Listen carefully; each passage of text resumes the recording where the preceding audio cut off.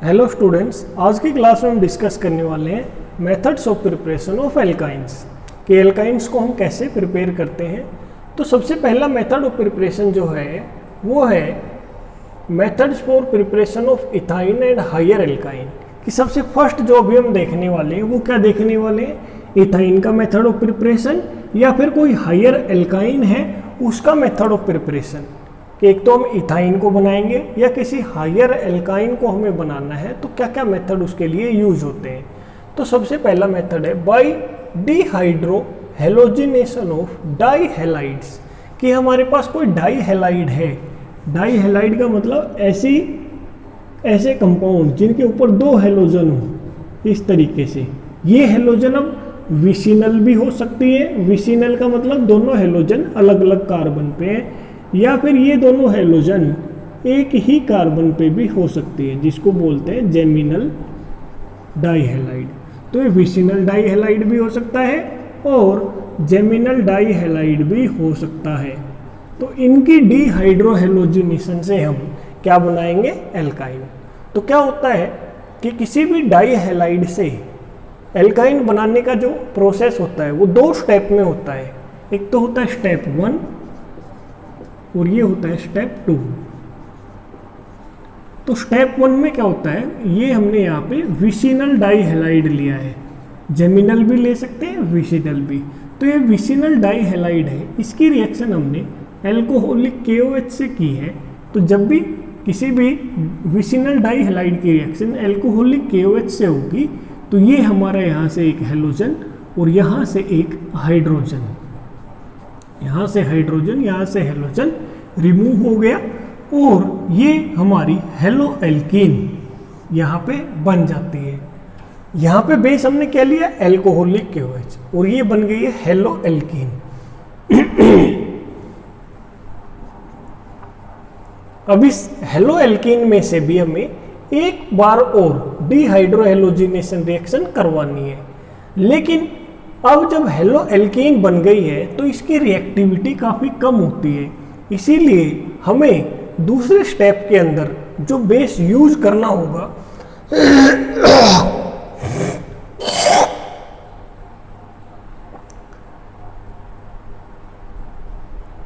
ये जो hello alkene है इसकी रिएक्टिविटी काफ़ी कम होती है एज कंपेयर टू ये विसिनल डाईहेलाइड। इसीलिए सेकेंड स्टेप के अंदर जो हम बेस यूज करेंगे वो ज़्यादा स्ट्रॉन्ग होता है एज कंपेयर टू द जो हमने स्टेप 1 में बेस यूज किया है।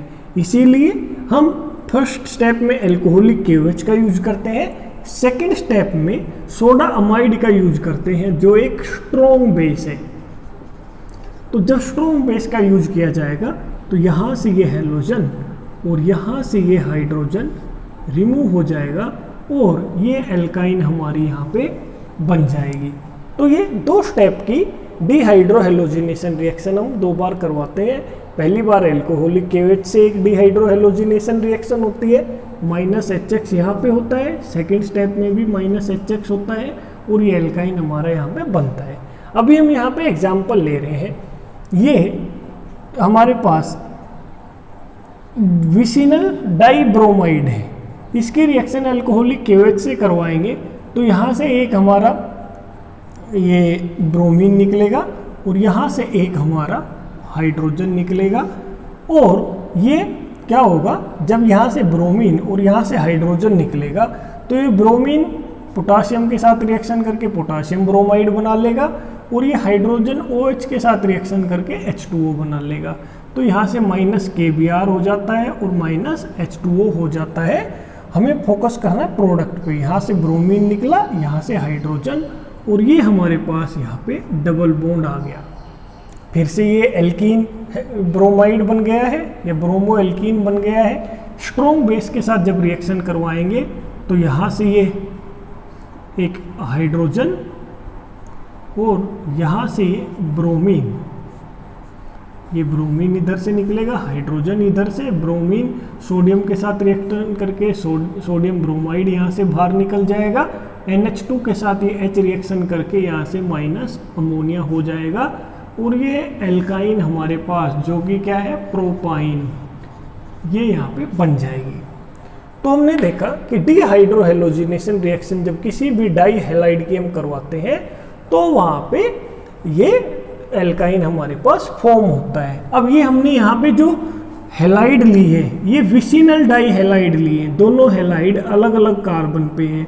हम एल्काइन बनाने के लिए जेमिनल डाई हैलाइड का भी यूज कर सकते हैं। फॉर एग्जांपल इस तरीके से हम, ये कोई हमारे पास जेमिनल डाई हैलाइड है, इसकी रिएक्शन पहले हम करवाएंगे एल्कोहलिक KOH के साथ। एल्कोहलिक KOH के साथ जब रिएक्शन होगी तो यहाँ से एक ब्रोमीन, यहाँ से एक हाइड्रोजन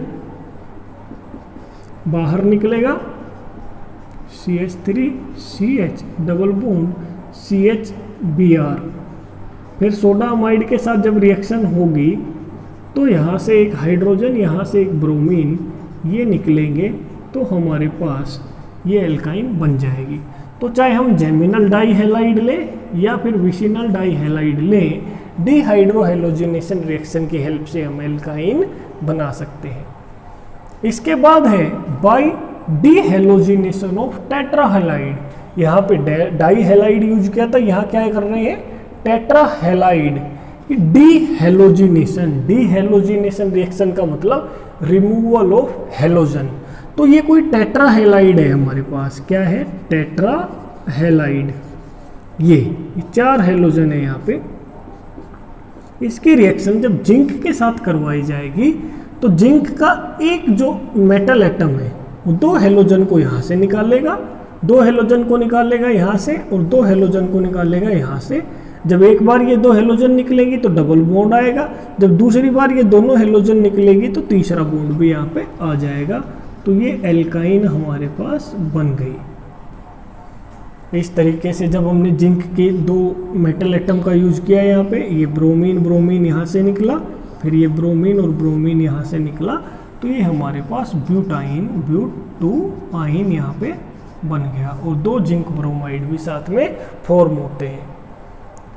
तो ये जो मेथड ऑफ प्रिपरेशन हमने देखे हैं ये किसके लिए है, इसकी हेल्प से हम इथाइन बना सकते हैं या कोई भी हायर एल्काइन। अब हम यहाँ पे देख रहे हैं इथाइन अगर हमें बनाना होगा तो इथाइन के लिए क्या करेंगे, ये CH यहाँ पे Br, यहाँ पे Br, यहाँ पे Br और यहाँ पे Br। जब 2 जिंक के साथ इसकी रिएक्शन करवाएंगे तो CH ट्रिपल बॉन्ड CH बनेगा, प्लस में 2 जिंक ब्रोमाइड यहाँ पे बन जाएगा। तो ये मेथड जो प्रिपरेशन जो अभी हमने देखे हैं 2, वो किसके लिए, इथाइन भी बना सकते हैं या कोई हायर एल्काइन, दोनों हम बना सकते हैं। अब यहाँ पे हम देखते हैं special methods for the preparation of acetylene या फिर इथाइन। अब यहाँ पे जो मेथड ऑफ प्रिपरेशन हम देखने वाले हैं वो सिर्फ किसके लिए है, इथाइन बनाने के लिए, या इथाइन का ही दूसरा कॉमन नेम क्या होता है एसिटिलीन। इथाइन या एसिटिलीन बनाने के लिए अभी हम मेथड देखने वाले हैं। तो सबसे पहला जो मेथड है वो है by action of water on calcium carbide. ये कैल्शियम कार्बाइड एक आयनिक कंपाउंड होता है, इसकी रिएक्शन जब वाटर के साथ करवाएंगे तो क्या होगा, तो यहाँ पे क्या होगा, ये कैल्शियम कार्बाइड की स्ट्रक्चर होती है, इधर नेगेटिव चार्ज होता है इधर, और ये कैल्शियम के ऊपर 2 पॉजिटिव चार्ज। जब वाटर के साथ इसकी रिएक्शन करवाएंगे तो वाटर से 2 वाटर के यहाँ पे मोल हमारे यूज होंगे।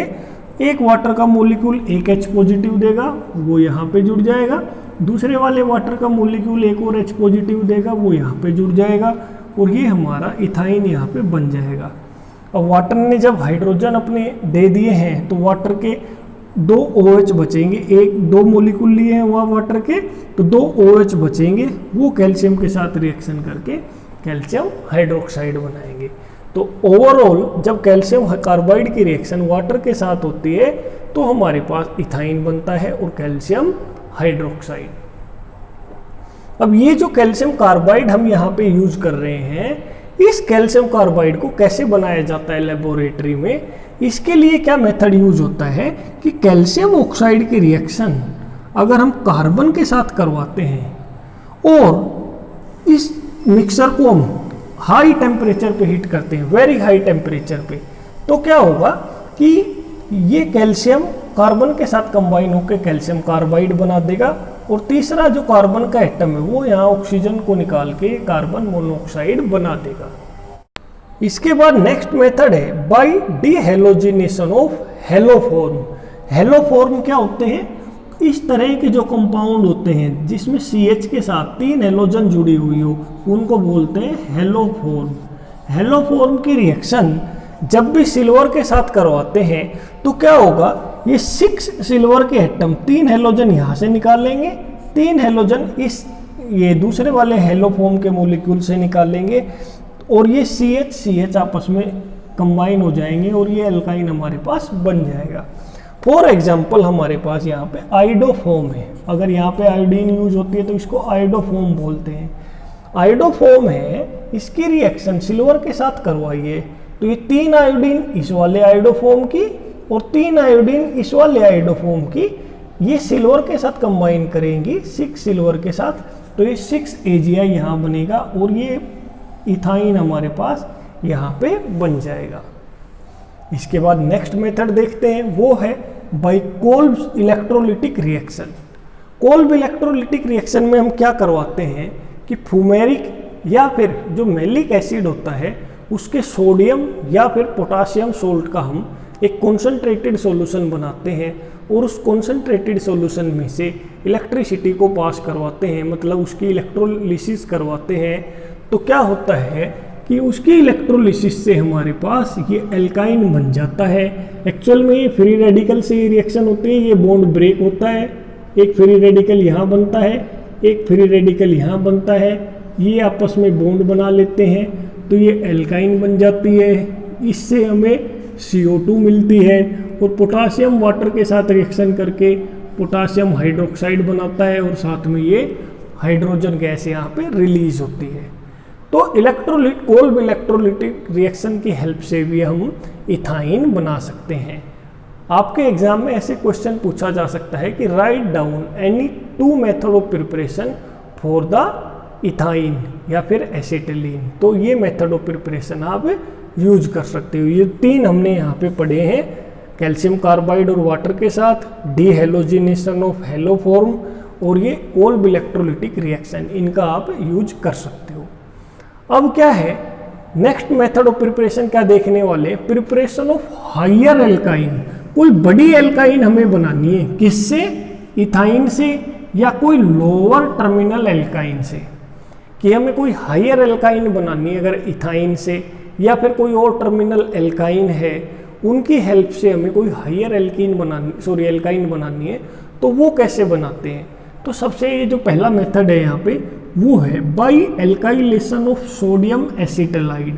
सोडियम एसिटालाइड क्या होते हैं, इस तरह के जो कंपाउंड होते हैं, इस तरह के कंपाउंड को हम बोलते हैं ये एलाइड, कार्बन के ऊपर नेगेटिव चार्ज, इस पे पॉजिटिव चार्ज। तो सोडियम एसिटालाइड, तो सोडियम एसिटालाइड ये कैसे बनाएंगे हम यहाँ पे कि ये हमारे पास कोई एल्काइन है, इसकी रिएक्शन बेस के साथ करवा दी हमने, ये एक स्ट्रॉन्ग बेस है। एल्काइन का ये जो टर्मिनल हाइड्रोजन होता है, ये जो हाइड्रोजन होता है इस तरीके से, ये कोई एल्काइन है, तो ये जो हाइड्रोजन होता है ये एसिडिक होता है। तो जब ये बेस के साथ रिएक्शन करेगा तो ये हाइड्रोजन यहाँ से निकल जाएगा और इस कार्बन पे ये नेगेटिव चार्ज, और उसको स्टेबलाइज करने के लिए Na पॉजिटिव आ गया। अब ये जो एसिटालाइड बना है हमारा, ये किसी भी प्राइमरी एल्काइल हैलाइड के साथ, ये कोई प्राइमरी एल्काइल हैलाइड यहाँ पे लेंगे तो क्या होगा, ये इसके इस एल्काइल ग्रुप पे अटैक करेगा और यहाँ से ये हेलोजन बाहर निकल जाएगी। एक न्यूक्लियोफिलिक सब्स्टिट्यूशन रिएक्शन होगी यहाँ पे, न्यूक्लियोफिलिक सब्स्टिट्यूशन रिएक्शन यहाँ पे होगी SN2।